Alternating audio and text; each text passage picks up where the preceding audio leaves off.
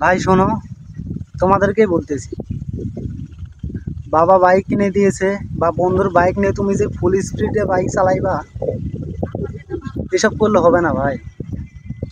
এই যে আমার স্ক্রিনে যে ছবিটা দেখতে পাচ্ছে, এই ভাইটা আমাদের পাশের গ্রামের নাম হচ্ছে সদলপুর।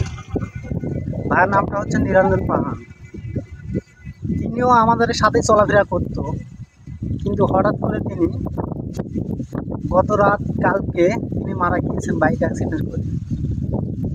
তাই আপনাদেরকে বলতেছি, আপনাদের হাতে বাইক আছে বা আপনারা বাইকের উপরে আছেন তাই বলে ফুল স্পিডে চালাইবেন না। নিজের জীবনের মূল্যটাকে বুঝুন।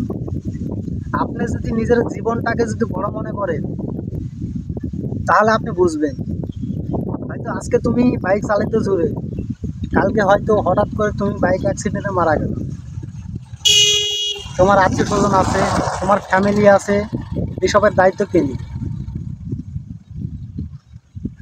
একটা জিনিস মাথায় রাখবা, আমার বাড়িতে মা বাবা ভাই বোন সকলেই আছে। এই কথাটা তুমি যদি চিন্তা করে তুমি যদি বাইক চালাও, অবশ্যই তুমি কন্ট্রোলে বাইকটা রাখবা, নয়তো এই ভাইয়ের মতো তোমারও পরিস্থিতি হতে পারে।